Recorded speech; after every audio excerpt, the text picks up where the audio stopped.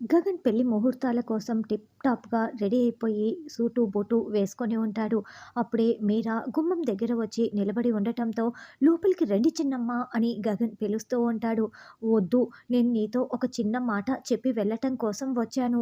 ఇక్కడే నిలబడి చెప్పేసి వెళ్ళిపోతాను" అని మీరా అంటే, "ఏంటో చెప్పండి చిన్నమ్మా" అని గగన్ అంటాడు.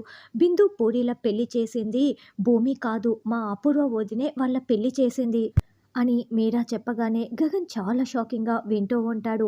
"మా వదిన అపూర్వే ఆ పెళ్లి చేసింది. నిన్ను భూమికి దూరం చేయటానికే ఆ పెళ్లిని వాడుకుంది" అని మీరా చెప్తుంది. "నువ్వు నమ్మవేమో, నా దగ్గర వీడియో సాక్ష్యం కూడా ఉంది. కావాలంటే చూడు" అని మీరా తన మొబైల్‌లో ఉన్న వీడియోని చూపిస్తూ ఉంటుంది.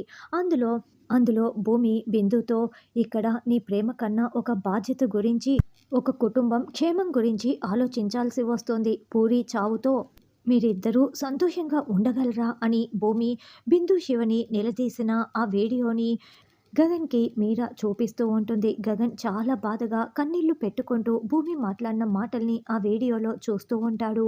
"తప్పు చేసింది మాత్రం మా వదిన, శిక్ష అనుభవించింది మాత్రం భూమి. ఇప్పుడు నువ్వు నన్ను నమ్మకపోతే అది నీ ఇష్టం" అని మీరా ఏడుస్తూ చెప్తుంది.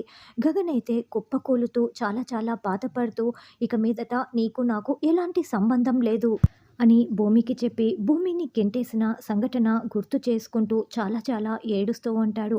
ఇంకోవైపు భూమి అక్కడ పెళ్లి జరిగిపోతోంది.